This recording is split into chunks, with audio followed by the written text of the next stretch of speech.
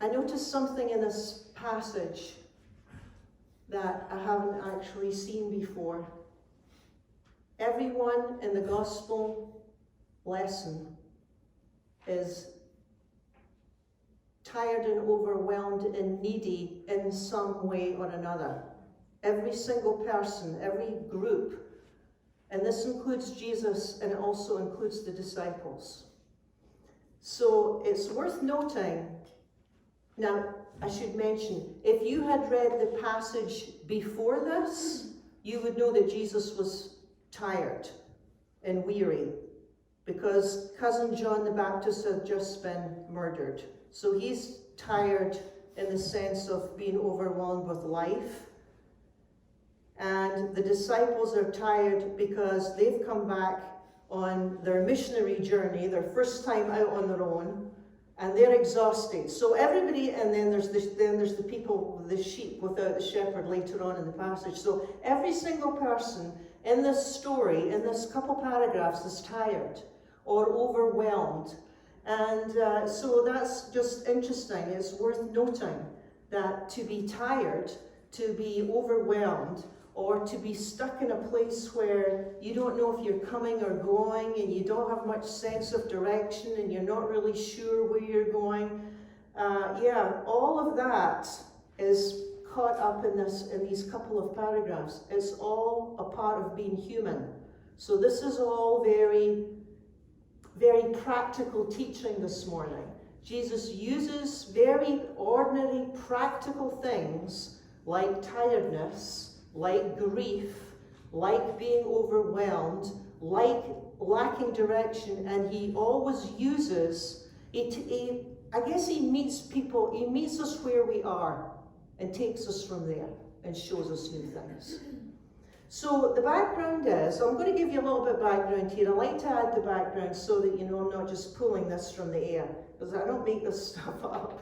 But the idea is, the background is that Jesus' students, his disciples, they know enough to go out on their own. They were only with him 3 years.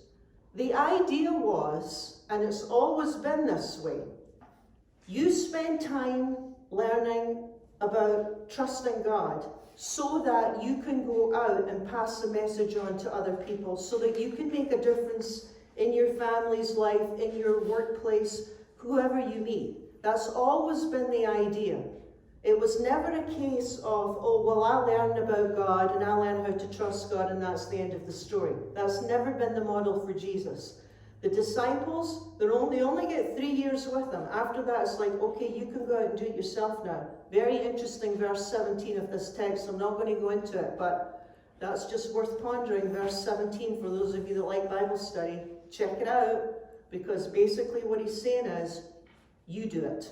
It's time for you to stand on your own 2 feet, grow up and start doing the ministry yourself. But that's a whole other story.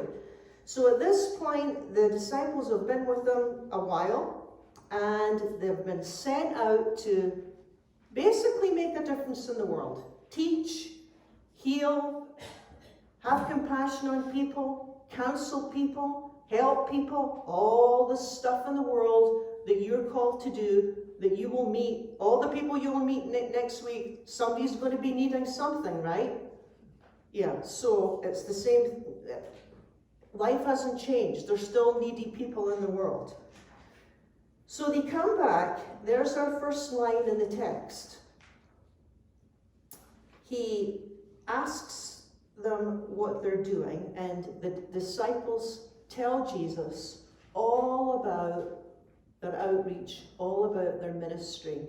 And he notices that they were tired.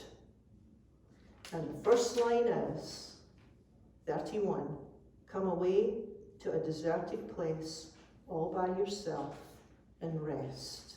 It's kind of a simple line. You can learn a lot from the scripture by pausing on simple lines. I want to make a comment on tiredness, because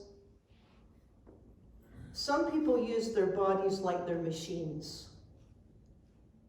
They just keep going, going, going. You just keep doing all the time. That's not modeled by Jesus. When you look and read the New Testament carefully, that might be a North American model. It's not Jesus' way at all.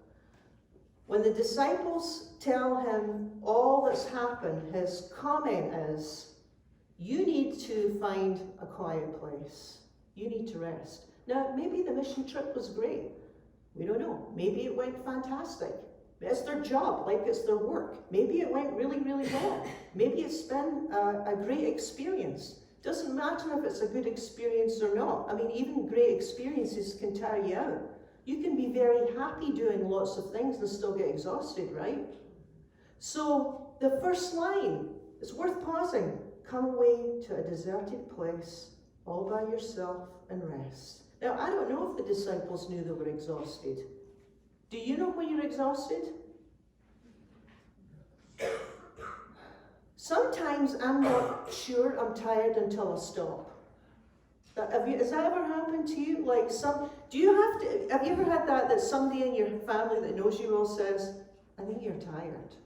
Yeah. Sometimes that happens too, doesn't it? Like you don't even know that you're sort of on the edge until someone that you know well says, you need to slow down, or you need to, well, that's what Jesus is doing here basically. He's saying you need to get away to a quiet place.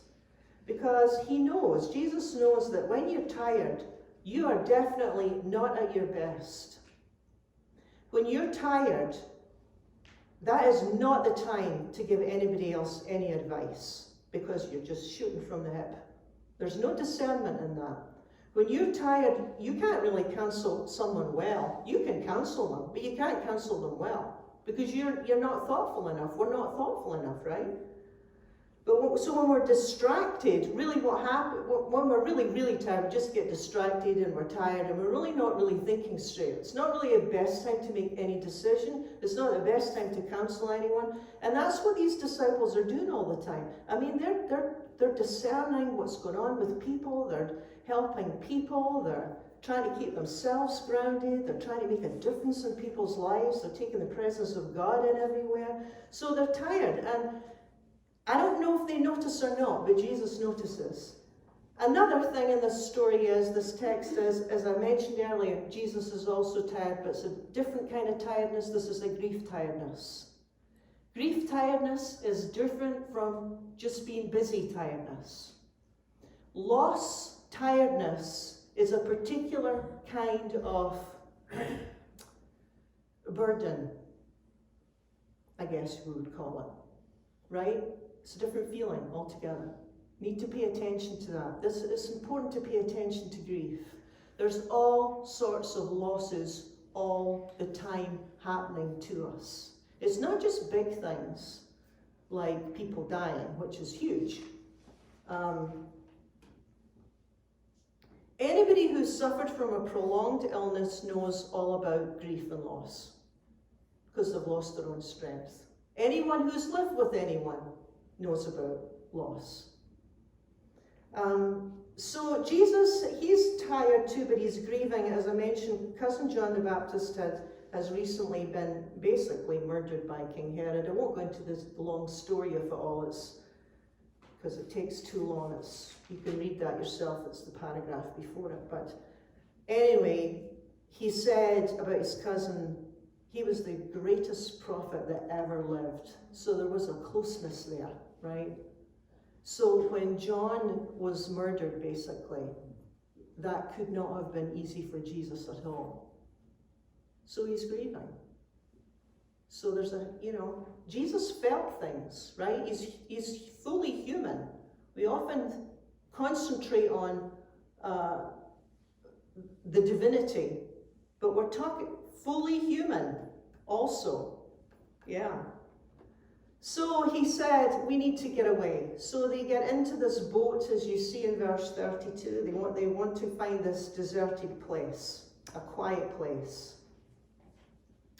So sometimes, again, these very obvious things in the text, like finding a quiet place, can reveal a lot to us. Not everyone has a balanced life. Not everyone has a balanced life. Not everyone knows how to work hard and also retreat to be filled. Now, when Jesus is talking about retreating to be filled, it's not about doing a crossword or reading a mystery novel. It's a different kind of filling. There's nothing wrong with doing a crossword. There's nothing wrong with reading a novel, right? But when he talks about deserted places, or when Jesus speaks about withdrawing, he's talking about going to that place of prayer where he can get a sense of, am I in the right direction? Am I doing the right? Do I need to correct myself in some way? Am I thinking about this situation in the right way? Am I thinking about this person in the right way? Is this the direction you want for me? Prayer is always about being redirected. Always. If you're not getting redirected in prayer, you're not praying right. It has to be a place where we're being redirected, where you're thinking to yourself, oh yeah, that's not really the best way to handle that. Or I think I need to go in another, I think I need to think about this problem in a new way. That's prayer. It's always changing us, right? Because we're putting ourselves in the presence of God. That's true prayer. So not everyone has a balanced life. That's why Jesus spoke a lot about Sabbath rest. Sabbath is not about going to church on Sunday. Sabbath is not just about popping into a church for 45 minutes on a Sunday morning. Real Sabbath rest is a whole rhythm of life. Every single day. Every single day you learn how to be replenished. Every single day you learn how to stop and turn and listen in and tune into God. That's true Sabbath. It's knowing what's yours to do. It's knowing when to stop. It's knowing when to go. It's knowing when to start up. It's developing that sort of listening skill. And it's though Jesus is saying to his disciples, if you keep up this pace, disciples, you're going to be burnt out. You're not going to be any use to anyone. So right at the start of their ministry, it's like Jesus is saying, hey, you carry on like this, you're not going to be of use to anyone. So you're going to have to learn how to retreat. You're going to have to learn how to pray. You're going to have to learn how to receive from God in a new way. So it's like, yeah, disciples, what's your priority here? What's your priority? Well, like knowing the disciples, they'd say, oh, well, I guess my ministry is my priority. No, your work is not your priority. Your ministry is not your priority. That's not the priority. Work, ministry, doing burns you out. That's not the first priority, disciples. What's your priority? Family? Actually, this will be surprising. Jesus says no. Work and family are not your priority, disciples. Really? I thought they were the most important thing in my life. They are the most important thing in your life. That's why you're getting exhausted. You see what I'm saying? He's saying the two things that consume us, the two things that are the most demanding things, work and family, are the very two things that were never meant to lay claim on all of us and lead us. That was never their job. That was never their function. People and work were never meant to be our shepherd and lead us and guide us and instruct us. They're not able to do that. That's expecting way too much of them. That's a setup for burnout and trouble. It's just not possible, Jesus is saying. You have got to learn to look to something. You've got to ground yourself in something that is far more secure than work and people. Yes, it's really hard. These are not easy lessons, really. It's like you've got to learn how to retreat and find your own quiet place and get redirected. Otherwise, you will be led by the needs of people. And I'm telling you, the needs of people are never ending. They will never, ever end. And the more people you bring in, the more needs they'll have. Jesus knew how to withdraw. He wants his disciples to learn this. I think he wants us to learn that too, because we're the disciples today too, right? Yeah. He would take these everyday events, like being tired, and then he would use them as a platform to jump off and teach us something. Just regular, everyday stuff. So I want to show you, I'm going to say this in a different way. It's in the text here, it's really great. They go into the boats, they're trying to escape, trying to find their quiet place. Not that they get away for too long. As you will have noticed, when you try to find your quiet place, what happens? You get disrupted, because people need things, right? Yeah, that's what happens. Verse 34. They get into the boat, they're off, they get a wee bit peace and quiet. Not too much, but a wee bit. Enough to get, somewhat grounded. They get to their destination. Oh, the people are there that need something. He looks out onto the crowd, verse 34, and he discerns, he looks at them and he says, they're like sheep without a shepherd. That's interesting. What does that mean? What if you were to look at someone and you said, he's like a sheep without a shepherd? What kind of energy is that? What is that, do you think? No direction. I think it's all about no direction. Yeah. So he looks at the crowd and he's like, they don't have any sense. He looks at the crowd, and there's crowds and crowds, hundreds of people. They're like, they have no sense of direction. They don't know if they're coming or they're going. They're like sheep without a shepherd. It's like when you have no sense of direction, you keep changing your mind. Oh, I don't know. I'll try this.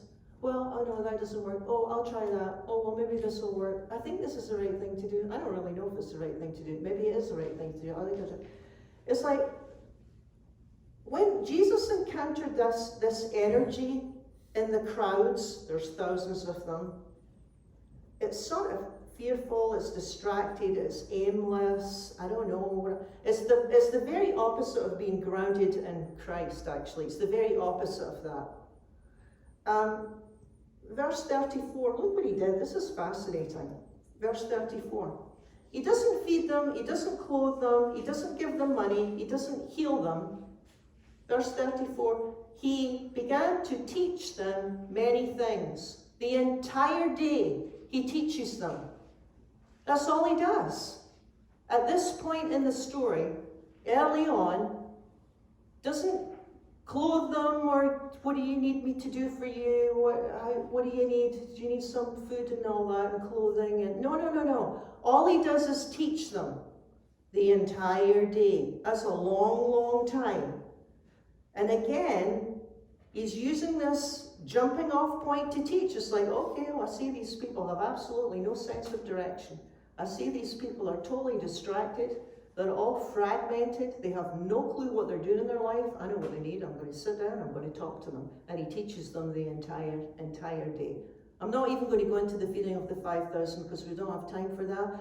This is all I'm going to talk about. But that's what he did the entire day. It's like he's looking at all this frantic energy and thinking, these people need to be grounded in something much bigger and more solid and more unchanging. People need something solid and unchanging. A sense of purpose, a sense of direction. It's like Jesus is saying, let me tell you about the shepherd God that can guide you in all things. You people have no sense of direction. I want to tell you about the shepherd God. He spent the entire day teaching them. You see, you change somebody's thinking and you change somebody's life. That's how it works, right? You change the way somebody thinks about themselves and life and God, and then that affects their behavior. You can't change, people's behavior never changes because their thinking hasn't changed, right? So he's like, I'm going to give them, he's teaching them in the hopes that their thinking will start to change. Because it's when our thinking changes that our life changes. You know, point someone to God, point someone to the shepherd. That could be potentially a permanent life changer.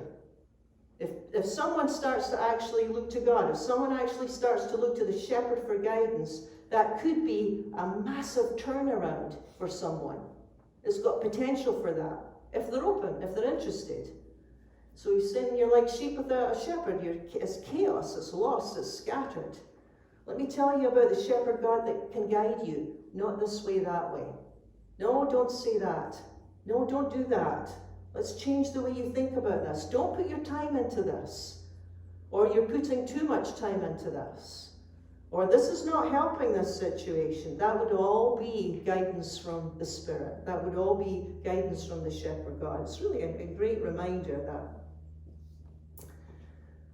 whatever we encounter in our daily lives, even simple things like grief or tiredness or being distracted or being fragmented or being scared, are all opportunities for God. God will take all of these things that we struggle with and use them as a sort of a jumping off point to teach us about ourselves, to teach us about God, and to help us grow, just as he did the disciples.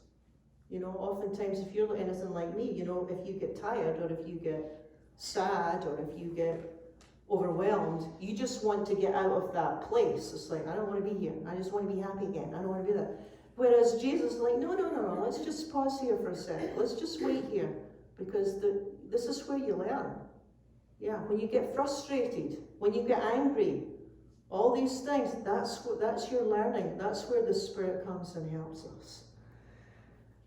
Yeah, so, the so much of the heart of Jesus' teaching is all about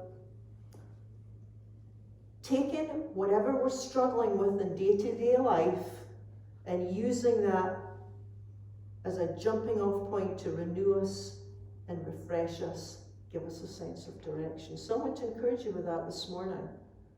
You know, not encourage you in the sense that, oh yeah, you know, when you hear this, suddenly you'll be in a different place and in a good place. It's like, no, it's like God will meet you exactly where you are, whatever you're struggling with, just as Jesus did in the text.